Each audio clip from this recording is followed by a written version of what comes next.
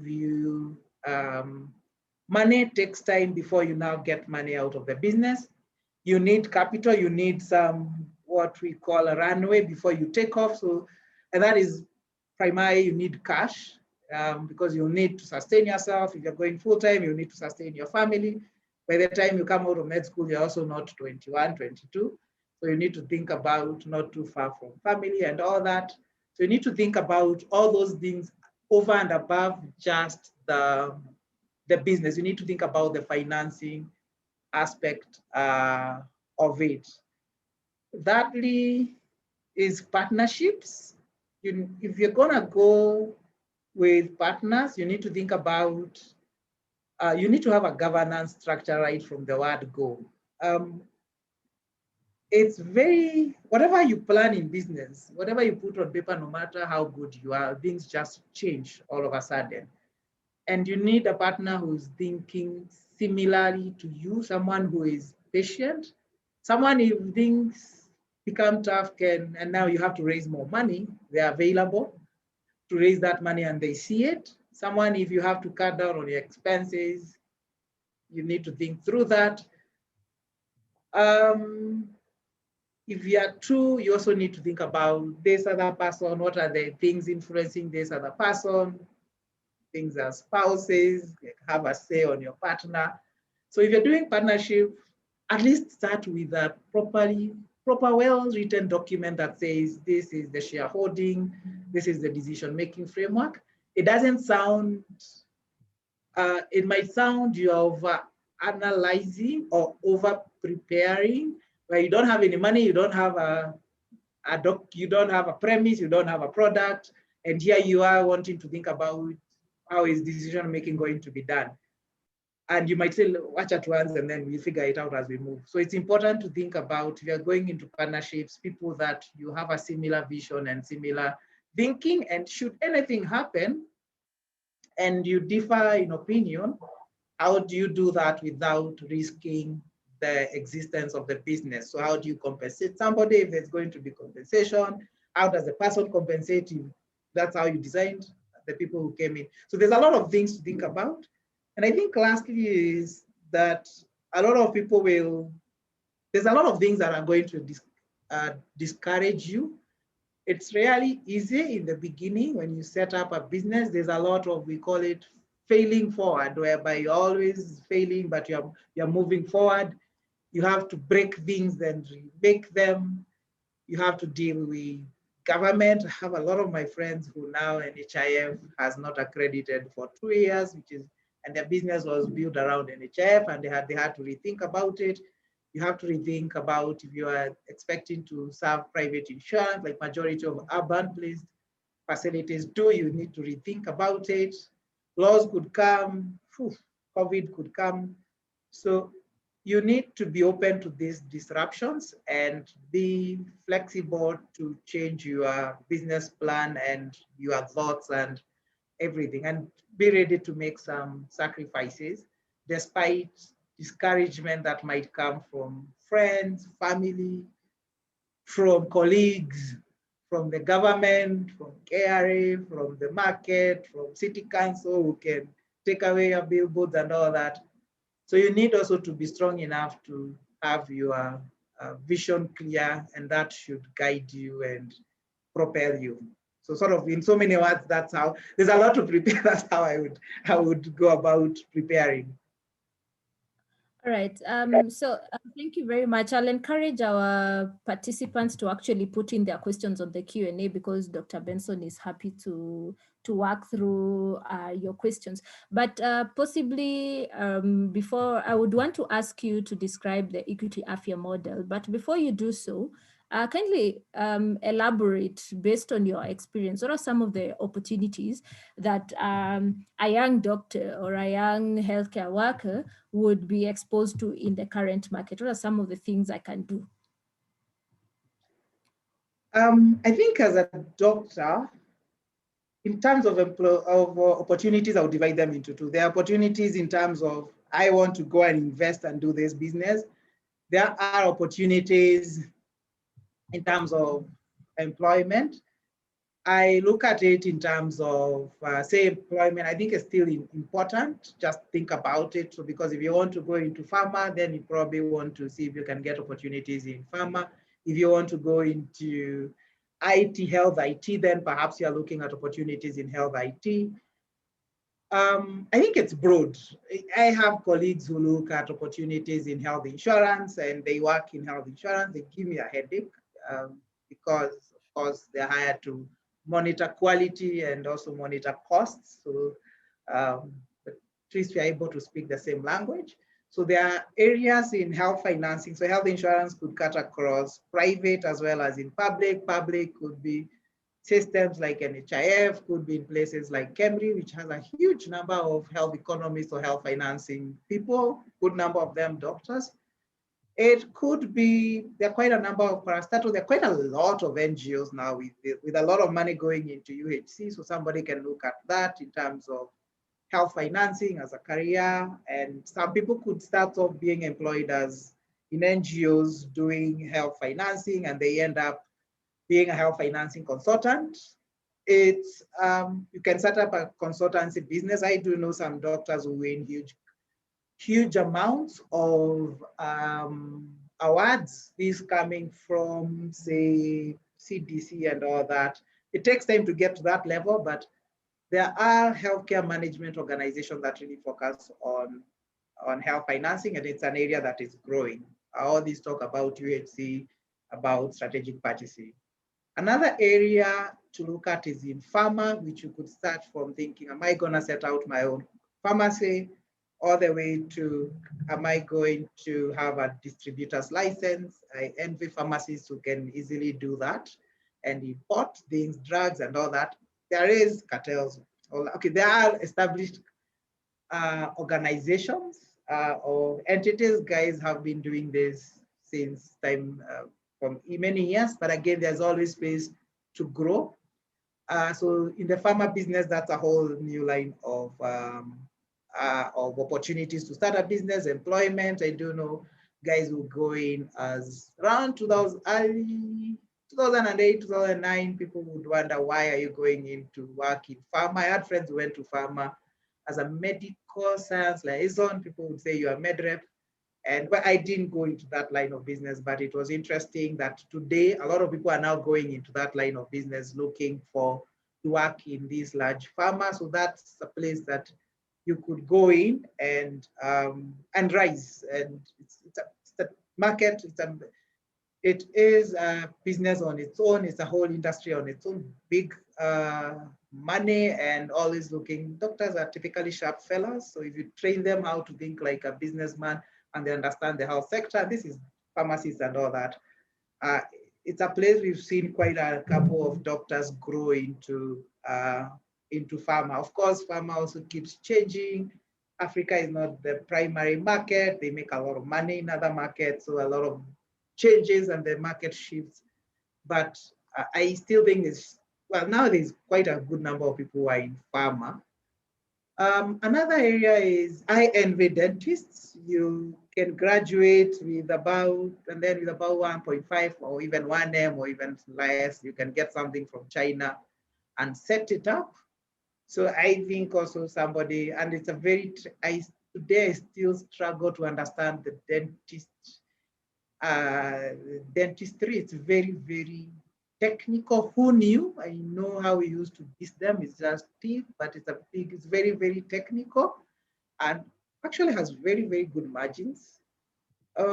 Optical services, I've seen a lot of now with NHIF offering for optical. Quite a good number of doctors, ophthalmologists have gone into their service. Seems there is more margins in the optical business, so that's something that somebody can look up. Very generally some healthier margins compared to drugs.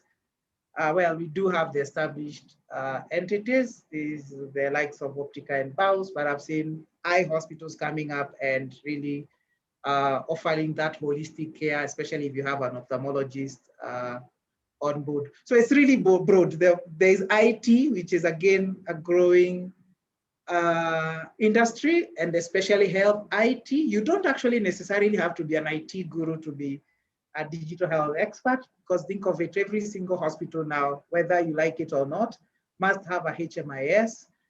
There are apps that now a lot that are focusing on the patient. You need, if you're gonna send health information, you send it, you must understand how to break down what is diabetes, what are the symptoms, and all that. Then think about how do you fit it into an SMS and all that one through what we call a patient journey. So digital health is another big area. The courses that people can now do clinical informatics locally and abroad. And I've seen quite a number of doctors going into it. So opportunities are many, Liz, and it's really broad. I mean, there is research and all that, but in entrepreneurship, almost literally any business, any area has a business and can grow. Again, I didn't talk too much about health sector. You can do outpatient setup. You can do an inpatient. Again, that's a business on its own. So it's very, very broad over and beyond what you learn in medical school. You come out and you learn that you did pharmacology is a whole, pharma is a big business. Dental service is a whole big business. Health service management, there are people who set up entities that you do huge projects across the country and the region. So it's very broad, and it's important to be very open-minded. Yeah. Thank you, Dr. Chuma, for telling us there are many, many opportunities. I think it gives hope to many of us who are very young and with the unemployment rate, I think giving us options. But the big elephant in the room, where do I get my financing?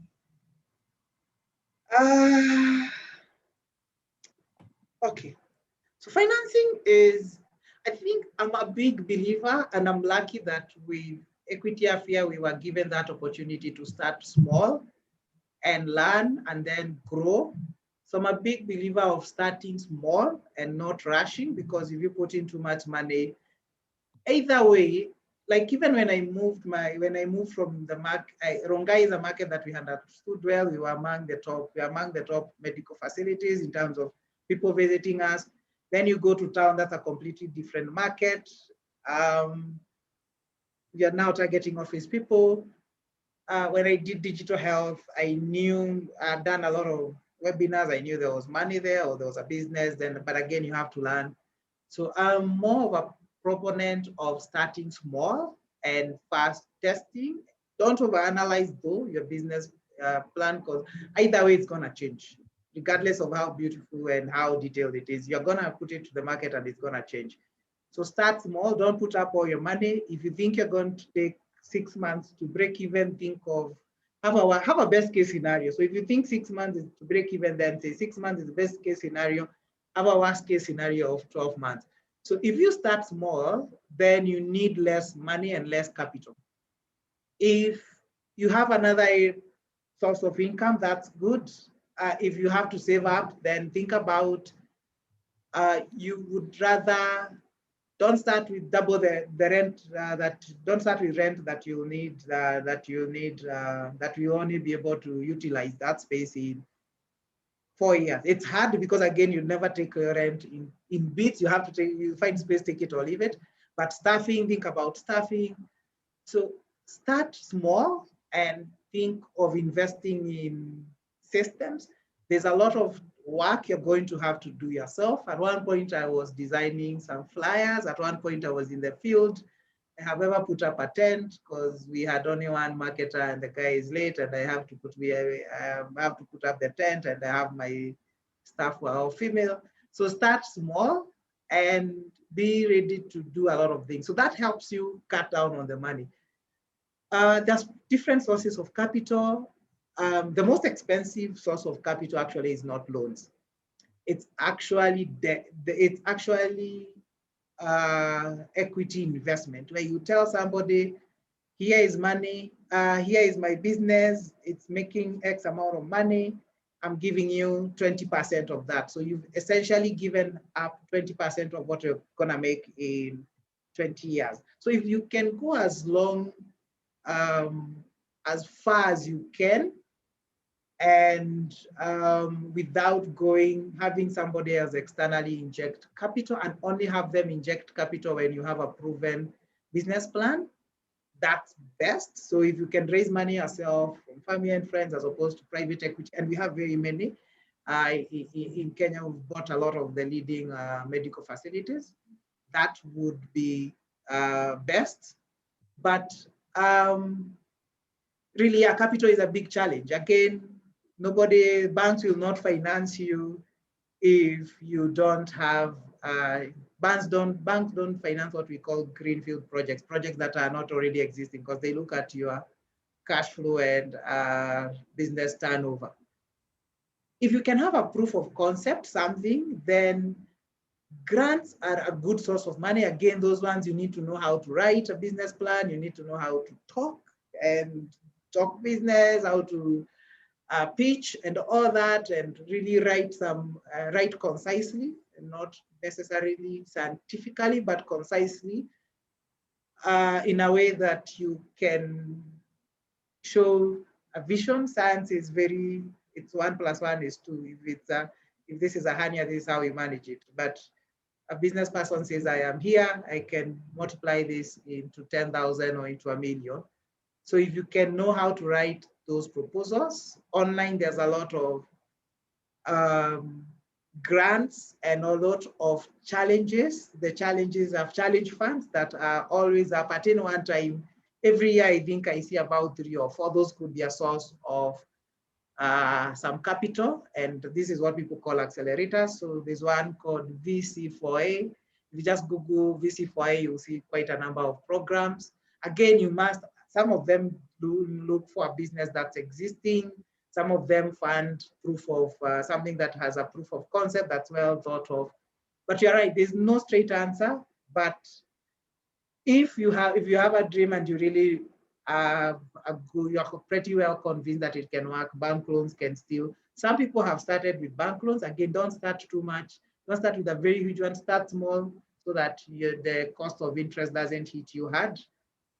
And bring in external partners when you have more negotiating power. If I'm bringing, especially the private equity guys or the debt guys who invest for shareholding, if I am making 1 million today, I'll have a different bargaining power than if I wait next year when I'm making 2 million. Again, it's not easy to move to double your revenues, but at one point, if somebody says now you are in Kenya and you want to move to different countries, loans then might stop making sense, or grants might not be enough. And then at that point, it makes sense to have a strategic private equity investor. So yeah, you're right. The capital, it's a dicey thing, but at any one point, whatever you plan for, know that you need more money than that. Yeah. Hope I've answered. Yeah, but it's not straight. Dr. Chuma, there are so many questions. People are quite interested, and I'm starting to think focus then on the questions, I guess. Yeah. We can actually make this a series because I see questions regarding how long did it take you to break even? But before you even answer that question, possibly very many of us are curious, what is Equity Afya? So maybe I think I've shared that. And again, Dr. Liz here is one of the franchise owners who's running one of the newest facilities. So she's asking her questions that she knows. She's running Equity Afya in Upper Hill. I had to say that.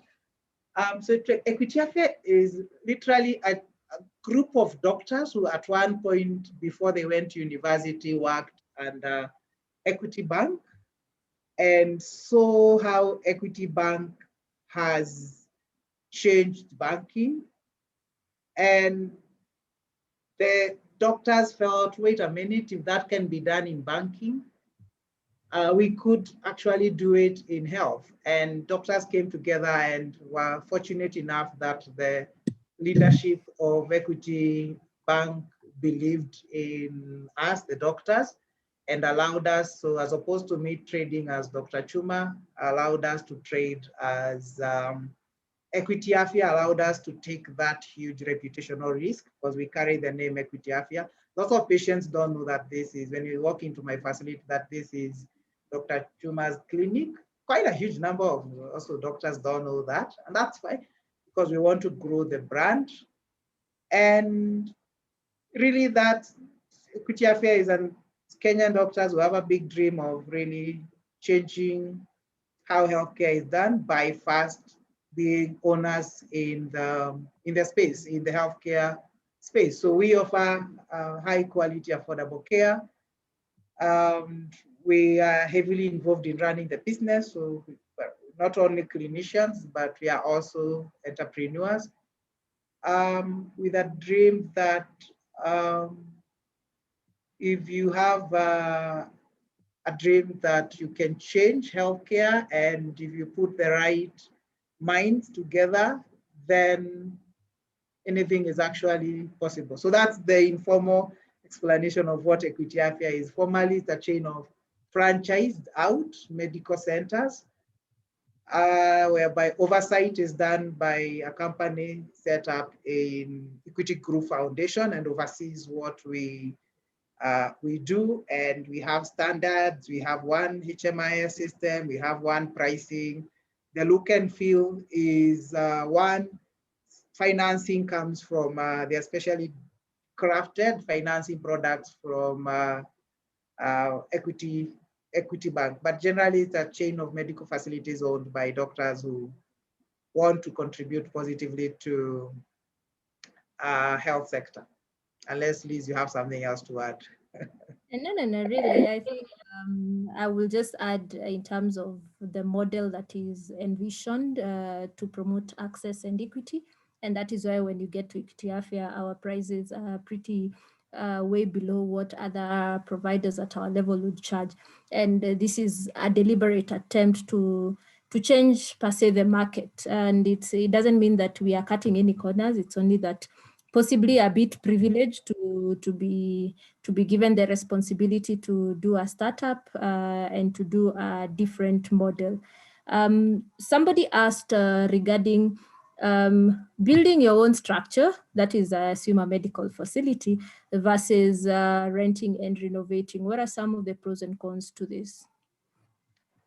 It depends on what you're setting up. If you are doing a hospital, most people, and it's a huge hospital, a lot of people, it makes more sense to build because the capital is, because you're taking a lot of space and you really cannot move. You can move a medical center at one point. I don't see how you're going to move a hospital.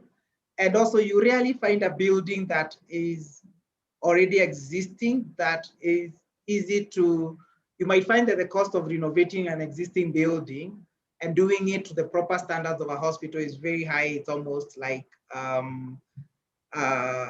it's almost like putting up on your one. So that's a lot of people prefer to do when you're doing inpatient care to build. And yeah, and again, it's also the nature of that business. You're likely going to take up more space. You're likely going to have more, you need more land, you need a field, you need a huge car park. And this is, I'm comparing it with outpatient, I'm comparing it with things like, outpatient, labs, standalone imaging centers and all that. So they need a lot of space. Hospitals, especially large, again, there are small hospitals or medium size, and some are doing very, very well that are 3 or 4 or 5 floors, and all of them, the person looked and said, this makes, for this size, it makes sense for me to rent, and that's fine. And really that means you need less capital. But traditionally, you're doing a large hospital, then it makes, because you also need to design it, and you rarely find a prime location that has a hospital, and then it's almost impossible to get that, and that's why also people build, and then also thinking of expansion. A medical center, very busy, probably say 150, 200 people per day, and that's really busy modern medical center.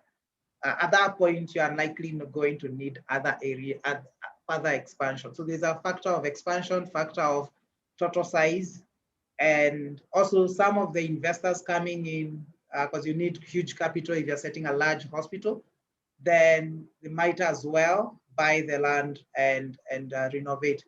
For medical center, a clinic, Remember also, you are looking for a very prime area with high foot traffic. Hospitals don't necessarily, that's why hospitals are, some of them you have to drive to go there.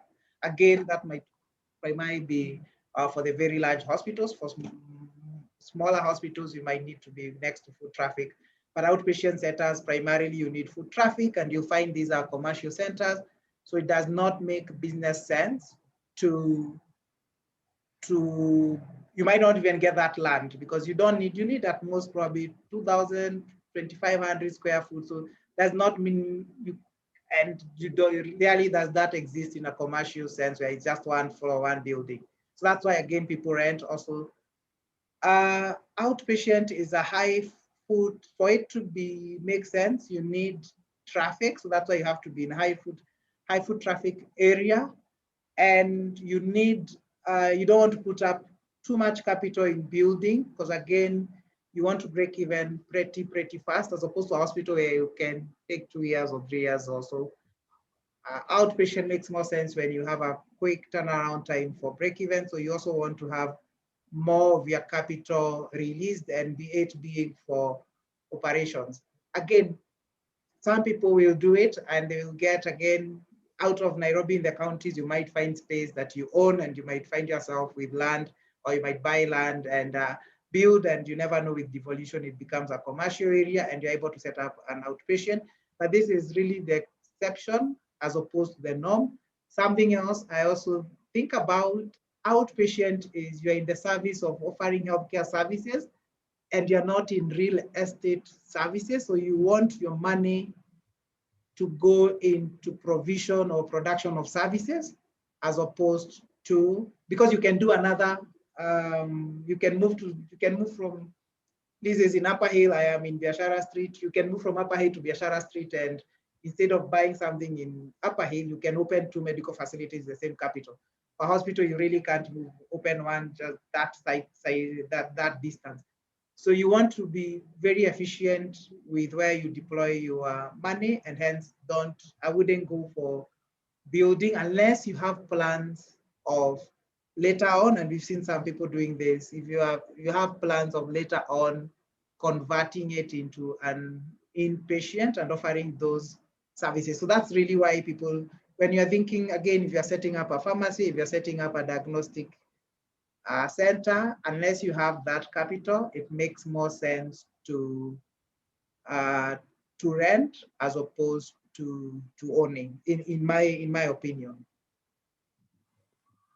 Okay. All right, Dr. Chuma. Seeing a question regarding the business model while engaging with Equity Afya, is there a franchise fee? So maybe to answer that, in yes, there is a franchise fee which is agreed upon between Equity Afya and the franchisee. And how much capital does an entrepreneur need to onboard? Again, usually depending on whatever bank loan you're getting, you'll discuss the percentage between yourself and now the bank, how much you're able to raise. And one thing maybe I think also to preempt is that we have already signed an MOU with Equity Bank, that is Kenya Medical Association and Equity Bank, to offer various loan products for medical doctors. And one of the loan products that I noticed there was actually a startup loan, which as long as you've practiced for 1 year, you bring in your 40% and they give you 60%. So this might be publicized in the next few weeks. And possibly this is one thing that some of the doctors might be able to pick up. There's still so many questions, and I realize we are almost getting to 8 p.m., but we are noting all of them, and for sure we should be able to have follow-up webinars regarding, I've seen somebody asking about grants, so we'll make sure we do that. Mentorship, Dr. Linda is taking notes regarding mentorship and how to link, especially doctors interested in business and investment to that. The other thing I've seen here, maybe Chuma can let us know in brief, is in terms of, if I want to start a medical center, what are the either capital requirements and also regulatory requirements? And number two, how long does it take to break even in general? So I can start with a simple one. Regulatory, you need to have your staff.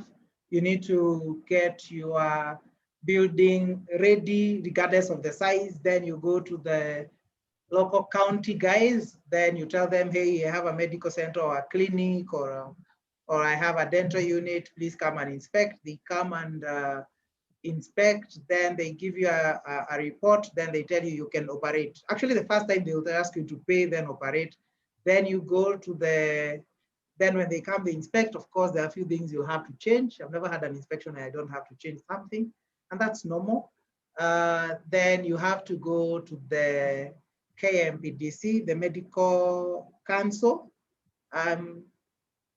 They might visit, again, given the number of facilities opened. So then they look at the papers that you have. Then you have to go to the lab council. Then you have to go to the pharmacy and poisons board. If you have any imaging like X-ray, you have to go to the X-ray folks.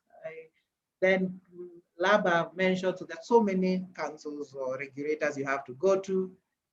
And that's the process. And each will come and inspect and tell you what you need to improve on, and they ensure that you have the right kind of staff.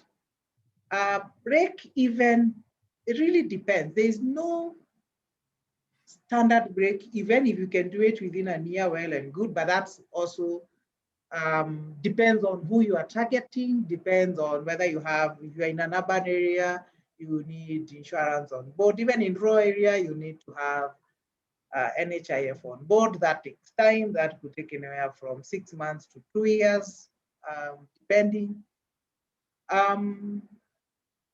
So there's no fixed time. Generally, they say any business that breaks even within a year is a good business. Please don't compare yourself with established businesses. There are entities that open and within 3 months they've broken even. Again, established entities, so for them it's not, they are not opening in, say, Utawala, and they have to tell the people of Utawala or Syokimau who they are. People already know them, so once they see their brand, they run there, they know that we trust this. So break even also depends. If you're a new entity, you need quite some time. And you also need to factor in how much. It also depends on how much you're using to market. So at times also that if you don't market, then you are paying salaries and rent, and there are no patients coming in, and at one point you'll be forced to do that marketing. So again, do it wisely. So you'd rather market right from the word go, because if you have a business and you're not marketing, this might sound tough. Also, there's like you are in the dark and there's a lady and you're winking at that lady. So she doesn't know what you're doing, you know what you're doing, but that's like having a business and you're not. So you must market, and that primarily influences your break-even point. So nothing specific. Again, if it's a pharmacy, some pharmacies are open and within 1 or 2 months they break even. Some dental units, because of cost of running, overhead costs might not be high. Again, also depends on your location. Again, location is key, and then marketing is second. Liz? Okay. Even as we get to around the close, I've seen some questions regarding technology and how a startup within the tech industry can compete with established businesses in terms of offering HMIS systems or any other IT solutions in the health sector. And Liz, I have some more time again, but you feel free to manage the time. I struggle to understand the IT business, because this is a company, this is an area whereby you can find a company doesn't make profits. And actually it's where we have terms like pre-revenue, absolutely no revenues, but it is valued very, very highly. And again, I've come to learn about it. So at times when it comes to IT companies, if you can have a solution that from the word go is able to make money, that's fantastic. Other ways of looking at it is the impact. At times I've seen companies valued on number of users, how many people are using your solution, and later on you want to make them pay, like WhatsApp. Typically you will not pay for your WhatsApp, but they will use your data for different ways. You don't pay for Facebook, but they will market, they will monetize by marketing. So at times, so you need to be clear. So you don't have to have paying users. If you have it, it's fantastic. You don't need to have paying users, but you need to figure out how do you monetize that platform. You can actually also build an IT company that is also delivering impact, and you have NGOs, you have government, you have other people using it. Say it's a health education app. So the people you're targeting are not paying, but you are paid by, say, an NGO that wants to get that value. What's important is what I've seen. If you're going the route of I want to build the valuation of my business, it makes more sense to have recurrent revenues as opposed to one-off revenues. Because here, how I've seen a lot of private equity people reason out is, if I have recurrent revenues, and this is in, say, Nyeri, this is a solution in Nyeri, then because it's a digital solution, if I want to take it to Nairobi, I just need a server somewhere, and I can replicate that across the country. Then I can move from Kenya to, say, Uganda, because it's digital, and I don't need, I probably just need one person, and the business scaling up. So you need to think about recurrent revenues and scalability. So IT solutions are all about scalability, especially if you are going to target, you want to get a huge valuation, and you are, what we have said, pre-revenue. You could also look at what are the pain points. So I have some friends who work at a company called Savannah Informatics, very good friends of mine. They figured that the pain points of insurance is they have to fill, and healthcare providers is claims are paper-based. And so they said, why don't we digitize that process? And now they are competing with the big boys. Of course, it takes time, it's quite a journey. So you could also say, here's a pain point, a commercial pain point, and somebody will pay me immediately if I am able to address that. When you're targeting corporates, you also need to think through the sales cycle, basically from the time we start to the time we stop.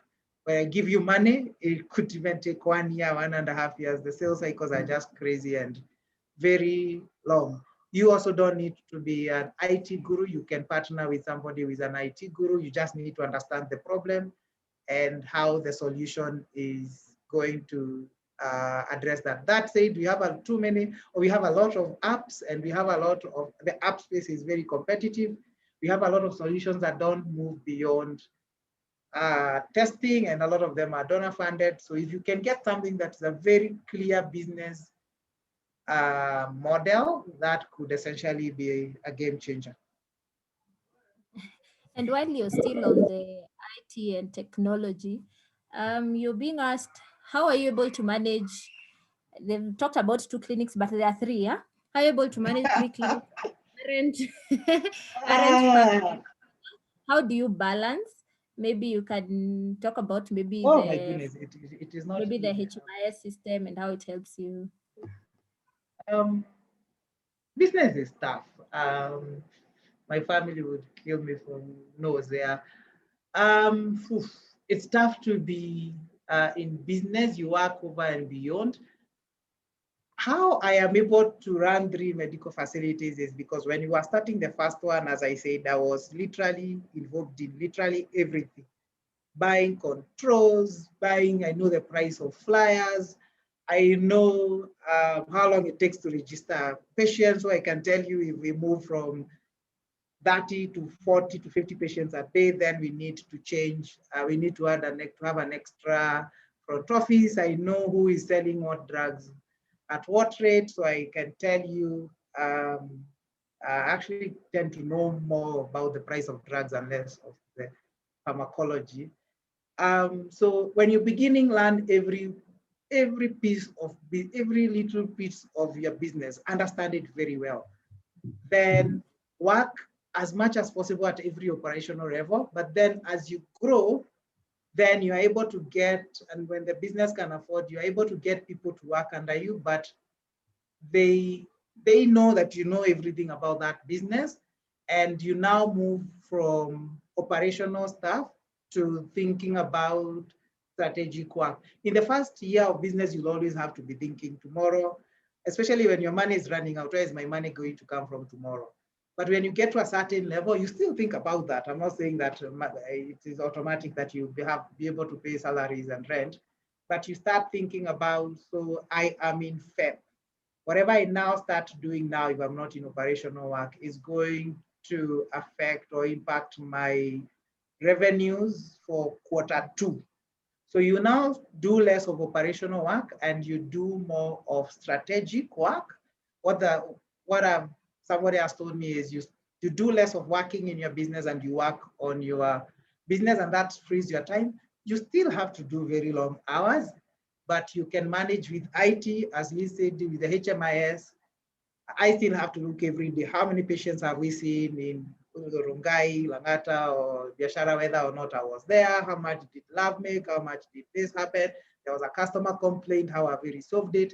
But you can do all that with technology, but you can't do that if you are not involved in the day-to-day running of the business, and you have to understand your business. Like there's somebody out there to get it away from, get your customer from it, because it actually is at one point. So it's understanding, working at a strategic level once you've done the operational one, and automating systems. Thank you. So I'm seeing a lot of people asking a lot about whether the presentation will be available. Yes, we are recording this presentation, and we always avail all presentation on our KMA YouTube page and also on our e-learning platform. So pretty much I am seeing so many questions. I'm actually just trying to filter through and see what can be addressed as a webinar and what we can do for now. Someone is asking what resources, books, courses, etc. do you suggest for one to learn more about the process of setting up a health facility? And with that, I will go ahead and ask, if I'm a medical officer and I want to set up maybe whatever investment, what are some of the courses I can do maybe to upgrade my skills or to make me better prepared even as I go about business? Actually, not just setting up. Setting up is easy. With about 2M, you can set up very, very nice health facility, and that's on the higher side with much lower. And out of Nairobi, you can also set up one. The thing is running it. So as a doctor, you have the advantage. You do understand what is pharmacy. You do understand what is lab. You do understand literally the health, everything that is every revenue generation line. What has helped me, I think, one is reading business books. It helps, makes you, so you really don't actually, and that's why we have hospitals owned by non-medics, because they just understand, here is a customer, here is a product, how do I link the two? If there are complaints, how do I do that? If there's how do I handle that? If there's a competitor, how do I differentiate? So it's one thing understanding your area, but it's also another thing just understanding business in general. So read up on business books, read up on marketing. For some strange reason, and we used to fight a lot with my spouse over the remote, is I watched a lot of Shark Tank. It sort of really helped me think through business. So I mean, it's not every time you'll be able to read a book. So so if you can think more around just passively even learning about business, getting a mentor who is running a business. There are a lot of guys actually who share their information. You can check Strive Masiliwa. He's Zimbabwean telco person. He's on Facebook, lots of followers. If you can get a mentor, get friends who are running business so that you don't have to repeat the same mistakes that they made. Of course, you still make your mistakes. So for me, it's formal. MBA is good, but a lot of, you can still learn by reading books. I am a big believer of books. If you're not able to read throughout, which is again coming from med school, you can watch business documentaries and read business articles and magazine and case studies, and have people that you just discuss business. I'm very active on, I have several WhatsApp groups, and Liz is one of them, but the ones that I'm very most active is the ones that we discuss business. Yeah, so I think just having the vibe of business, having friends when you are somewhere relaxing, they're discussing business, you learn a lot, and also visiting other people's businesses and asking questions. Yeah. Okay, thanks, Dr. And I really like the fact that you have mentioned mentors. I think I have benefited so much, even running per se a franchise, which per se I would not talk about it as a startup per se, because you're given a lot of guidance from the franchise. But having worked with Chuma, the guy will tell you, talk to this Kanjo guy, the actual business thing, or this is how business goes, or that is too pricey to deal with that one, or these are the equipment people to deal with. So I think having a mentor, and even I haven't seen Dr. Abdi on board, just asking him, how do I go about this? I need an AC, I need this here. So I think talk to people. I think if there's one thing in business and in opportunities, value your social networks, talk to as many people as you can. And that is the role of having associations, really, so that we are able to create linkages between mentors and mentees and be able to grow each other. So I would want us to close at 8:20. So I'll pretty much take only 2 more questions, and the rest of the questions, we will not abandon the questions. We'll ensure that we have other sessions. Maybe Dr. Chuma can come for part B of this series. Then now we'll go into specifics some other time. So Dr. Chuma, kindly advise our colleagues, especially those who are jobless, and I'm sure some of them are joined us into this conversation. They've been jobless for a long time. The union is working on it. KMA is trying to sort out. So what are some of the things I can think about, like out of the box, and how can we as entrepreneurs be able to support them? I know it's a very hard question to answer, but what are some of the things what are some of the things that we can do in terms of encouraging thinking out of the box?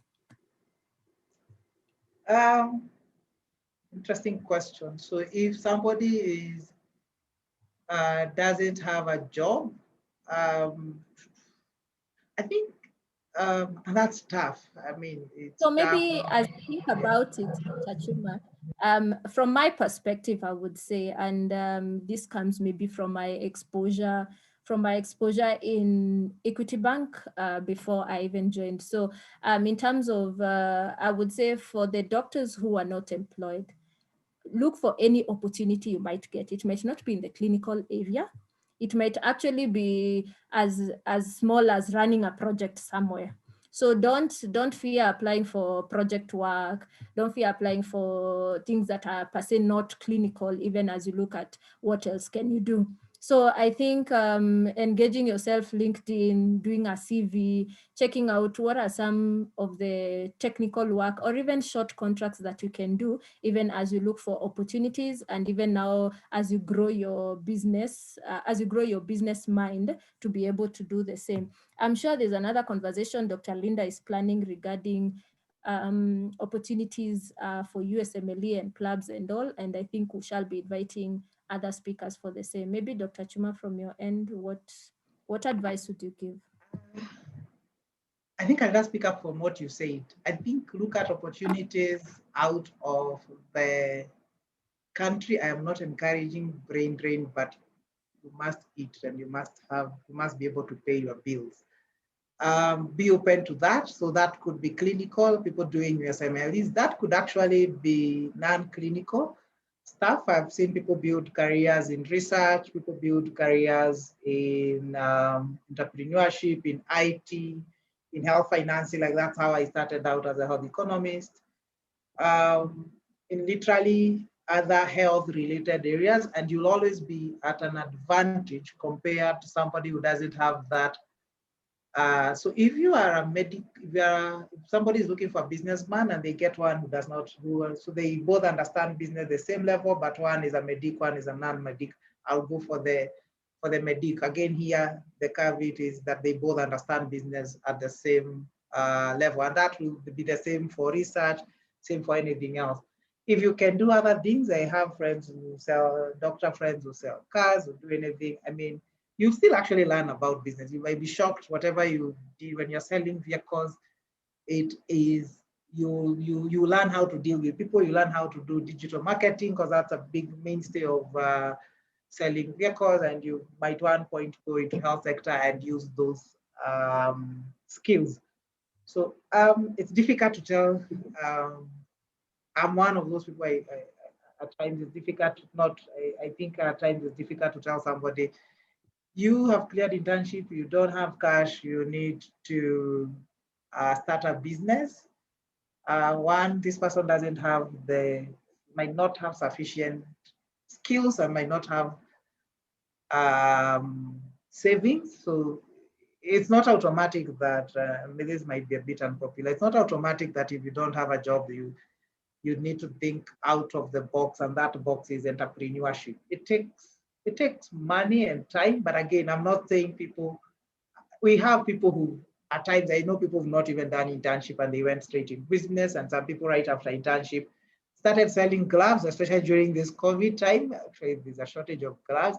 And over time, they've actually built a business towards that. So if you can start small, if you want to go into entrepreneurship, especially if you don't have sufficient capital, you may have to do things that with your title of doctor that you don't have to. You may have to go pick those gloves you may have to start picking them somewhere downtown and taking them to Dr. Lee's in Upper Hill and making some money, and later on you can graduate to importing them. So think of what you can do to start small, but also don't give up. You have a degree that is an MD, it's a huge degree.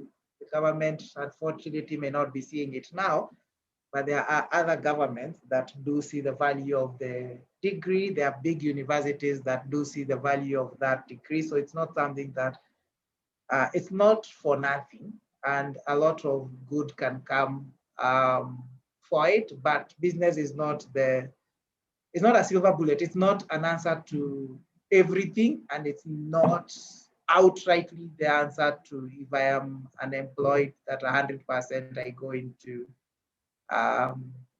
business, because it takes time and money to build one. But that said, again, I'm not saying somebody who doesn't have who just come from school cannot start a business. I have seen some starting it. Okay. Thank you so much, Dr. Chuma, for the very insightful session we've had. And I do believe we're going to have many more sessions with you and also other entrepreneurs, basically learning from each other on ways forward. I've seen some 2 questions which I'll even help you with. One is saying, do you have to be a consultant to run a successful business, or a medical officer can do the same? I will insult Dr. Chuma a bit because he's my mentor. Dr. Chuma is not a consultant. He's just a name. But anyway, a very accomplished medical officer who's running businesses. Myself, I'm a medical officer, and I know many more who are medical officers. So per se, if you're not interested in doing specialty work, don't get into specialty work and then run into business. But if that is your goal in terms of doing specialty, of course, when you specialize, you might have a bit more advantage in terms of the income that you're earning, to be able to set up, and even more trust from investors. But pretty much as an MO, you can set up. The other part is, at what point do you become an employee to your company? Should you start paying yourself from day one? Wow, this is interesting. I think pretty much you'd want to pay yourself from day one, but most of the time you'll find in the first few days you're the one who's paying the clinics or the investment. So yeah, at the end of the day, it is your child, it is your baby. You might have to feed it for a while. Dr. Chuma, maybe? Yeah, true. I mean, unless say you have factored that into your business, it might be difficult to pay yourself, but you need to have in your model, you need to think of at what point do I need to exit from doing day to day? So, or okay, at what point will the business get to a point that it can afford my salary? So even if you're not paying yourself, you need, well, you don't put it in your books because you might have to pay tax on that, but you need to have some models that say, so when you're looking at doing P&L, your profit and loss, you can actually incorporate your salary because that's your time. And that will also motivate you to make more. And you might go into a point where you think you're profitable, in actual sense, you're not factoring in your time. The catch is if it's your own capital and then you pay yourself and then you run out of money, you have to put it back. So have a good model that it's okay not to pay yourself for the first, before you break even or even after that, because you want to put in more money to grow. But never forget that your time is a cost to the business. So you either, if you're not paying yourself, you need to somehow be able to factor it in the cost of the business, so that when you say you've actually broken even, it's to the point whereby you are able to pay for your time. It doesn't have to be at your medical doctor salary, but it has to be at some salary. But always have that at the back of your mind that if you are working for free, and then at that point you haven't, and you think you've broken even, at that point you really may not have broken even. And you can go for long without paying yourself as long as you can see the revenue is growing and the business is headed somewhere. Thank you very, very much. I will hand over this to my boss, Dr. Linda, who's graciously allowed me to moderate this session. So Linda, maybe you can give the closing remarks, and you can invite maybe Abdi to say hi if he has not run off. Okay, thank you, Liz. I don't know why I'm your boss and you're the CEO of Kenya Medical Association, but thank you. Thank you also, Dr. Chuma. I think this webinar has been really, really insightful. Chuma is a very resourceful speaker in matters business. I was not even aware of the depth of his business experience, but I'm really, really happy that you were able to join us. And this is also evidence that doctors can be more than just medicine or healthcare per se. We could also diversify and become experts in different fields within the profession or outside the, health business, health as a core career. I think it's been really interesting to listen to the opportunities that young doctors or any other doctor perhaps can join into from, setting up a business in IT, in pharma, joining the pharma industry and all that. Also setting up now that business, having a business plan, a strategy, and implementing that strategy. As medical doctors, those are not things we really learn in medical school.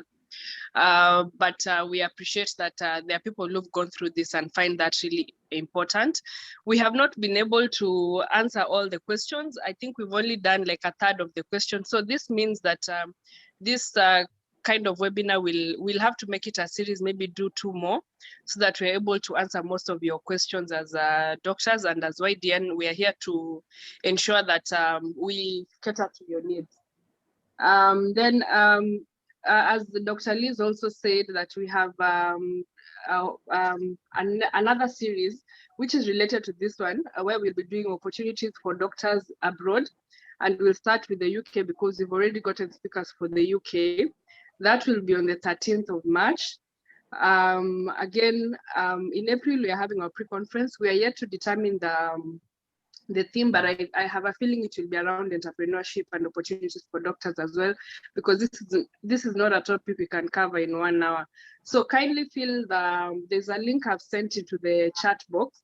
Kindly copy paste or click on the link and fill that survey. It takes less than 30 seconds, 30 seconds to 1 minute to fill, so that we know what we can do as YDN to cater to the needs of doctors, and especially the young doctors. Finally, you're reminded, kindly join KMA and register to be a Young Doctors Network member.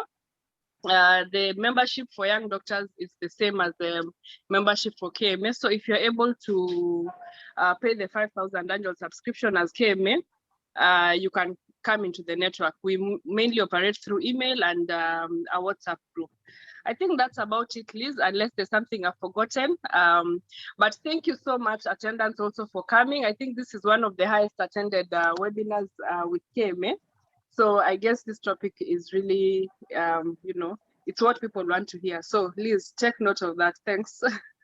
Yeah, I am pretty, my mind is blown, and I have seen so many opportunities to do on our Financial Friday series of webinars, which we shall be starting. And I think one of the things that has been approached by many banks is regarding equipment financing. And I've seen some of the questions coming in about equipment financing. So I think I will end this webinar here.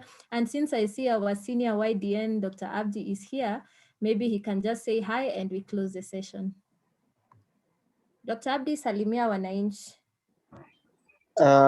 Thank you, Liz, and thank you, Chuma. I don't know whether you guys can hear me. Yes. Yeah, you have to. Yes. Sorry, I wasn't planning to speak because I am at club night. So I was just joining as a by the way, but nonetheless, I will say one or two things. Yes, there is so much opportunity in the health sector, and it's areas that have been, for many years, have been filled in by other cadres, especially nurses, clinical officers, because majority of us are not so much interested in running, which is normal because not everyone wants to run a business. There are some people who are just comfortable being consultants and doing their work and their parts and impacting people's lives through their skills. There are those who just want to teach upcoming doctors, which is okay. As I always say, we can't all fit into one space. And everyone has their own interest. So if, especially more so to the young ones who might feel the opportunity for being employed is running out, you will make more if you run your own clinic, even if it's a small startup, and grow it, then waiting for you to be employed or being disillusioned because you feel medicine is not helpful. If you look around, there are around 9,000 to 10,000 facilities in the country. Almost half of them are in the private sector, and the other half is the counties. So that tells you something, that there are 5,000 facilities that are in the private sector. So you can imagine how many doctors run those 5,000. It will be maybe less than 100 or 200. The rest is with other people. So, and we can't compare the level of skills and the services that an MO would give compared to a nurse or a clinical officer. Not that I'm saying they don't do anything good, but you cannot compare the two, as we are all aware. So anyway, those who feel, please go in, try, but think about where you are putting the location, because that's very important. And then the service that you want to offer also is very important. And the people that you want to serve also. So don't always think that it will be a bed of roses, and don't always imagine you will charge as high as you would wish. So you have to go that level of the people around that area that you want to serve, and differentiate yourself by giving proper services. Then with time, your services, you can increase the price, but at the beginning, you have to be, before you are known, you have to be at that same level as the people around you. So yeah, thank you, Liz, and all the best. YDN, continue the good job that you are doing. I also had many other questions, so I will ask mine the next time, more so about Equity Afya, an opportunity for non-doctors who have not gone through the Equity Foundation scholarship. Thank you. All right. So thank you very much, Abdi. Thank you so much, Dr. Chuma. We are highly indebted as KMA YDN. And as we close this session, is just to remind us to, as Dr. Chuma has said, start small and succeed or fail forward. Good night and see you next time.